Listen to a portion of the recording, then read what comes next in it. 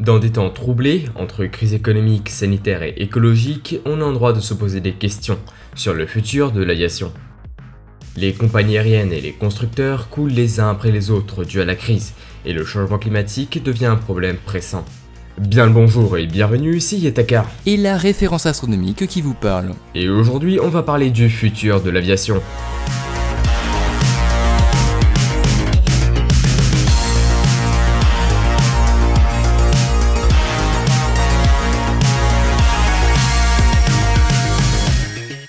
Récemment, Airbus et Boeing ont chacun annoncé la fin de leurs très gros porteurs, l'A380 et le Boeing 747 ne convenant plus aux compagnies aériennes. Les entreprises privées ont besoin d'appareils plus rentables et moins bruyants. De plus, le secteur du transport aérien a émis en 2016 916 mégatonnes de CO2, soit 2,8% des émissions annuelles de l'humanité. Au final, cela représente autant que le trafic maritime. Il est donc essentiel de diminuer ces émissions. Au tout début de l'aviation, les moteurs électriques étaient plutôt courants, particulièrement chez les plus légers clairs, les dirigeables. Mais aujourd'hui, si les moteurs électriques sont suffisamment puissants, le problème réside plutôt dans les batteries. L'intensité énergétique est bien moindre que celle du kérosène. De plus, une fois vide, elle représente un poids mort, demandant une structure plus résistante pour être adaptée à l'atterrissage. La seule manière d'augmenter la portée d'un avion fonctionnant sur batterie est d'augmenter la taille des dites batteries. Arrivé à un certain point, l'avion ne pourrait même plus décoller au-delà de l'effet de sol. Malgré tout, Wright Electric, une start-up américaine fondée en 2016, a annoncé en 2017 qu'elle développait un avion ligne 180 sièges avec la compagnie EasyJet. L'avion s'appuierait sur pas moins de 16 turboréacteurs 100% électriques.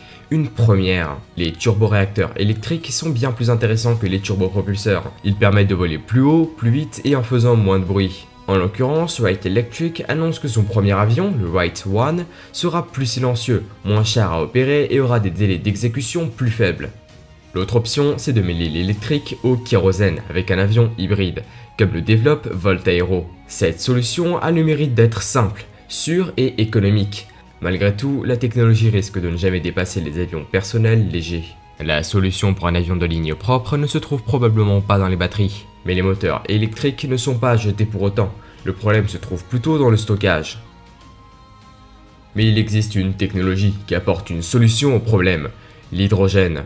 L'hydrogène a la même densité énergétique que le kérosène, mais en étant 3 fois moins volumique. Les moteurs à l'hydrogène sont parfaitement propres, la combustion de l'hydrogène avec l'oxygène produisant de la vapeur d'eau. Cependant, l'hydrogène apporte d'autres problèmes. Pour que l'hydrogène reste liquide, il doit être refroidi à moins 253 degrés Celsius. L'avion doit transporter des réservoirs 3 fois plus grands pour avoir la même portée qu'un avion au kérosène. De plus, les réservoirs doivent pouvoir conserver la température et la pression de l'hydrogène. Encore une fois, le problème réside dans le stockage, et pas dans les moteurs qui sont suffisamment efficaces et puissants. L'hydrogène pourrait aussi être une solution de stockage pour les moteurs électriques. Des piles à combustible brûlent de l'hydrogène avec de l'oxygène, produisant de l'énergie. La solution, malgré sa relative complexité, pourrait être viable. Il y a quelques semaines, Airbus a annoncé 3 concepts d'appareils fonctionnant à l'hydrogène. Le nom du projet, 0E, soit zéro émission carbone. Le constructeur européen a proposé 3 concepts extrêmement innovants par leur design. Le premier est nommé Turbofan. Cet avion sera motorisé par 2 moteurs turboréacteurs Turbofan hybrides à l'hydrogène. Il devra avoir une capacité inférieure à 200 passagers pour une portée de 3700 km, soit 1200 km de moins que l'A320. L'avion sera malgré tout rapide pour une vitesse de 960 km/h. Le réservoir pressurisé d'hydrogène se trouvera à l'arrière de l'appareil, derrière une cloison. Cette solution permet d'optimiser la voilure des ailes, puisqu'elles n'ont pas à supporter de lourds réservoirs pressurisés. Le deuxième projet est nommé turbopropulseur. Comme son nom l'indique, il devra être propulsé par 2 turbopropulseurs hybrides à l'hydrogène. Sa portée est de 1800 km, soit 2 fois moins que le turbofan. Sa vitesse aussi est plus faible, à 610 km/h, ce qui reste plus qu'un ATR-70. De même pour son nombre de passagers, qui n'excédera pas 100 sièges. Son réservoir se trouvera lui aussi à l'arrière de l'avion. Cet appareil pourrait bien être un avion régional compétitif, malgré sa portée limitée. Typiquement, il ne pourra jamais s'imposer sur le marché américain, justement à cause de cette faible portée. Le dernier concept d'Airbus est de loin le plus intéressant par son design, le BWB. pour Blended Wing Body. Ses capacités devraient être les mêmes que celles du turbofan, mais avec une voilure jamais vue. Certes, Boeing a travaillé avec la NASA sur un projet de corps mixte, ou BWB, de 2007 à 2013, mais le projet a été abandonné il y a déjà 7 ans. Les corps mixtes, ou encore une fois BWB, apportent beaucoup de solutions à des problèmes comme l'efficacité ou les nuisances sonores. Les BWB sont des aéronefs sans réelle ligne de séparation entre les ailes et le fuselage, à ne pas confondre avec les ailes volantes, qui n'ont pas de fuselage et pas de queue. Les BWB, eux, peuvent avoir une ou plusieurs queues. Cette configuration permet de diminuer considérablement la traînée des ailes, ce qui diminue la consommation en carburant. Dans le cas du projet d'Airbus, les réservoirs se trouvent sous les ailes.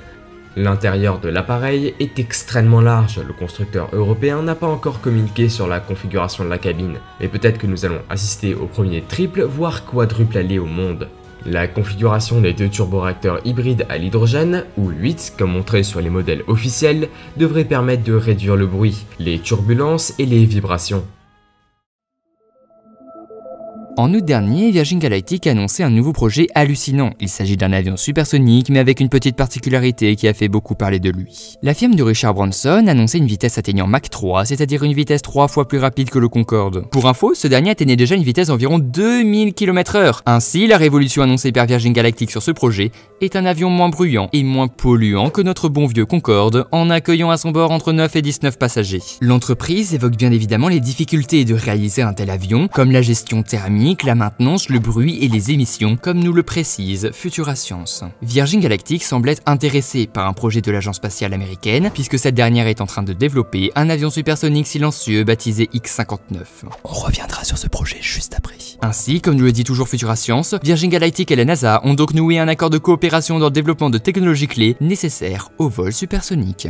Donc, parlons maintenant un peu plus en détail du X-59 développé par Lockheed Martin et la NASA. Le but de cet avion supersonique est de franchir le mur du son sans aucun bruit, ce qui représente un vrai défi technologique, mais aussi une vraie révolution dans le domaine de l'aviation. En effet, quand le Concorde décollait, cet avion de ligne passait les 120 décibels, ce qui est un niveau bien plus supérieur que ce que peut supporter l'oreille humaine. Il était donc nécessaire de rendre les avions de plus en plus silencieux lors du décollage, mais surtout lors du passage du mur du son pour les avions supersoniques. Et donc voilà le réel intérêt du X-59, franchir le mur du son silencieusement au lieu de ce phénomène.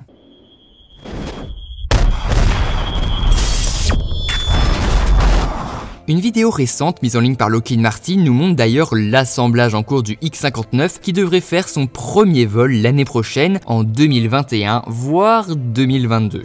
Une fois que le vol aura démontré la nouvelle technologie du bang silencieux produit par le passage du mur du son aux alentours de 1200 km/h, le X-59 devrait survoler de nombreuses villes américaines pour mesurer les réactions de la population par le passage de cet avion supersonique aux alentours de 2024. À voir donc dans les prochaines années si cette technologie aura sa place de futurs avions civils, cargo et passagers supersoniques.